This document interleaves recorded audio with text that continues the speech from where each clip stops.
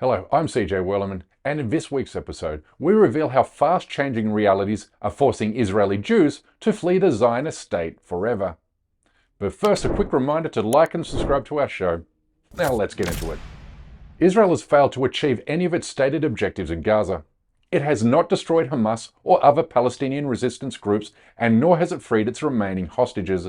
But even worse for the Zionist state, it not only stares down a war on all fronts, but also it has unintentionally united the Arab world against it, as illustrated by this stunning development last week, in which the Arab League removed Hezbollah from its classification of terrorist organizations, a classification that both it and the Gulf Cooperation Council gave to Hezbollah in 2016, when it accused the group of inciting sectarian violence in Syria, Yemen, and Iraq. This reclassification is Israel's worst nightmare coming to bear, because this is the collapse of its divide and rule strategy in the Middle East.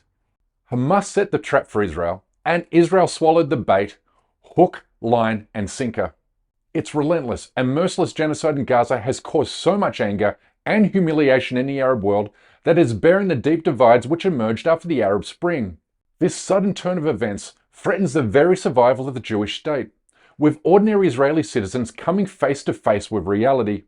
The realization that Israel's colonial enterprise is on the brink of collapse.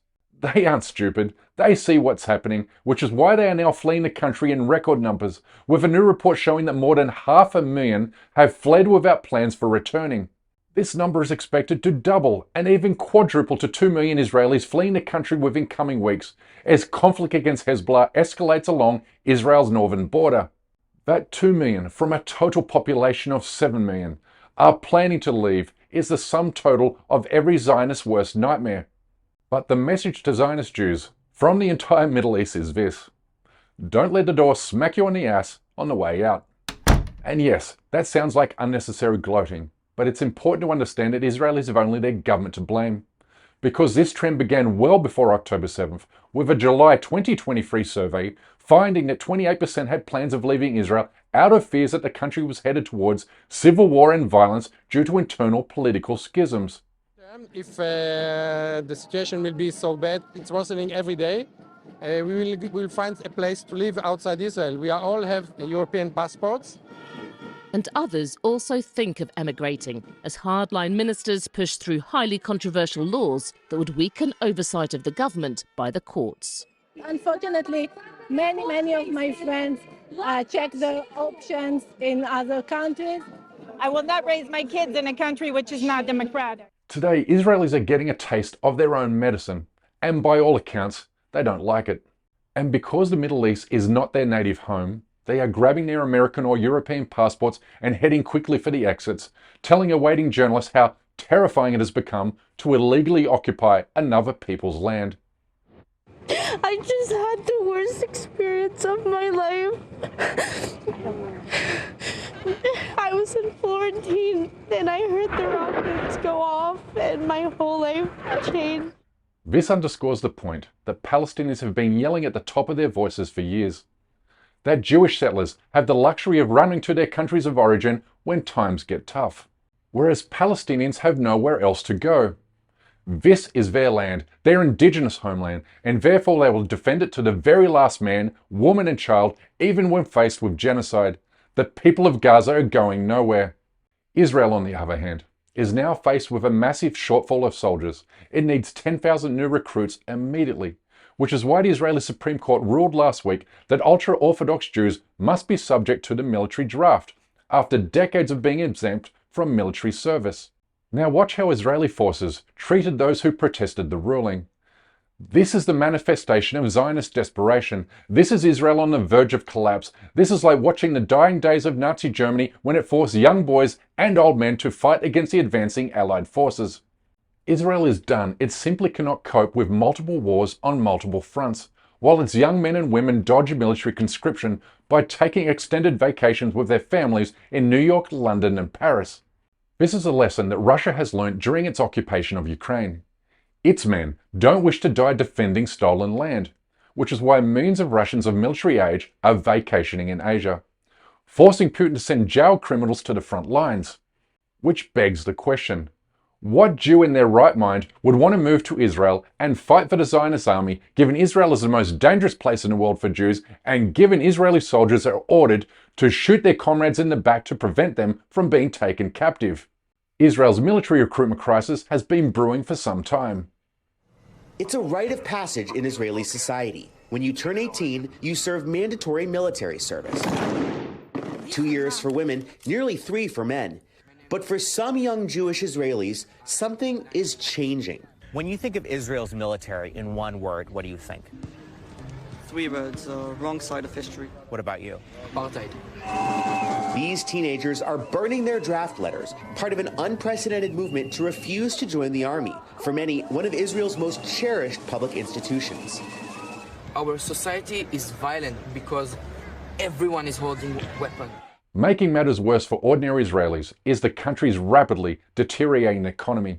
The currency is in freefall, tourism has dried up, the housing market has crashed, and gross domestic production has plummeted nearly 20%. The only metric that has improved is the unemployment rate. But this is because so many have quit their jobs, packed up their belongings, and fled the country, a reality that's seen more than 1 in 3 businesses close since the start of the year.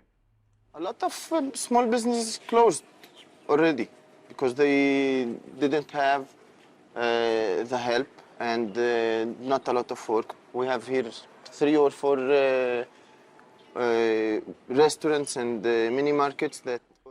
Israel's economy is expected to go from bad to worse. The Jewish state is isolated diplomatically and culturally like never before, as it sits in the dock at The Hague for committing war crimes and crimes against humanity.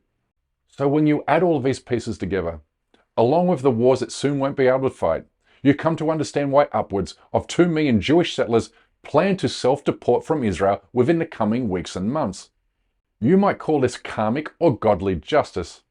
Others might call it a new biblical exodus, but I liken the mass exodus of Jewish migrants from Palestinian land to a reverse Nakba. In other words, realities on the ground are encouraging Jewish migrants to leave, therefore invoking memories of how these same Jewish migrants forcibly expelled nearly 1 million Palestinians from their homes in 1948 to pave the way for a Jewish supremacist state.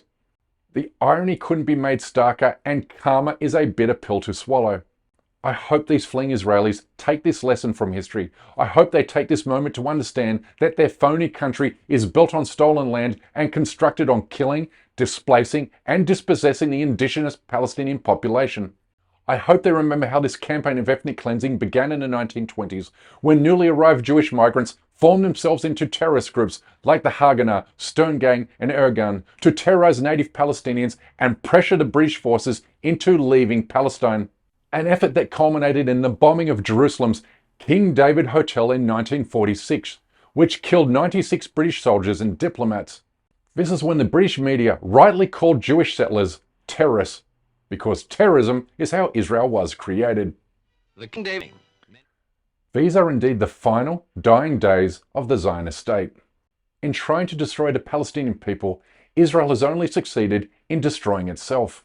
Its military has been exposed as weak, ineffective, and uncommitted.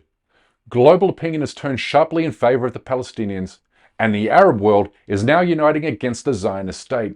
And on top of all of that, declining numbers of Jews are committed to defending the Zionist state to its inevitable end. This, however, doesn't mean there won't be many more dark days ahead. Israel will become more vicious and even more violent as it becomes ever more isolated, surrounded, and desperate. There's still more work to be done, but we will be here to report and counter every one of its atrocities, abuses, and lies.